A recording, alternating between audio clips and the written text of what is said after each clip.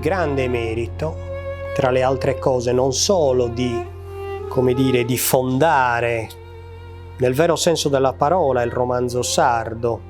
La Deledda ebbe il merito di traghettare, diciamo, il romanzo sardo nel Novecento italiano ed europeo e di renderlo di successo presso il pubblico dentro quei circuiti della comunicazione, della letteratura di consumo. Lo fece con straordinaria consapevolezza dei propri mezzi.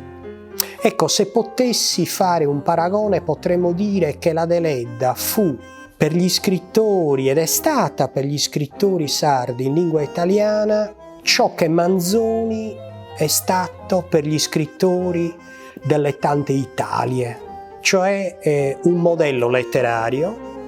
Pensiamo al rapporto tra italiano e sardo, pensiamo a quello che si chiama il meticciato, è stata la madre degli scrittori sardi del Novecento. Nessuno può negarlo, anche se qualcuno lo ha negato. Ma è stata la grande madre degli scrittori sardi e della narrativa sarda, e non solo in lingua italiana, anche per la rappresentazione della Sardegna, per l'idea della Sardegna, per l'immagine della Sardegna che ha restituito all'Italia, all'Europa e al mondo.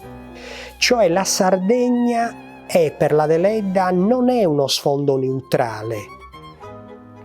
La Sardegna è il più appassionato e il più ricercato oggetto di scrittura. La Sardegna è il protagonista, la Sardegna è il vero protagonista delle opere deleddiane e, insisto, delle opere degli autori sardi. Ecco dove sta l'importanza della Deledda, che grazie alla Deledda, grazie alla sua operazione letteraria che culmina col Nobel, non dimentichiamocelo, la Sardegna ritorna a diventare centro e viene consegnata all'immaginario, l'isola, all'immaginario europeo e mondiale. L'isola intesa come luogo mitico, ma anche come archetipo di tutti i luoghi. Sentimento di un tempo irrimediabilmente perduto, un luogo esistenziale in senso ontologico, ma anche luogo antropologico in cui si consuma l'eterno dramma del vivere.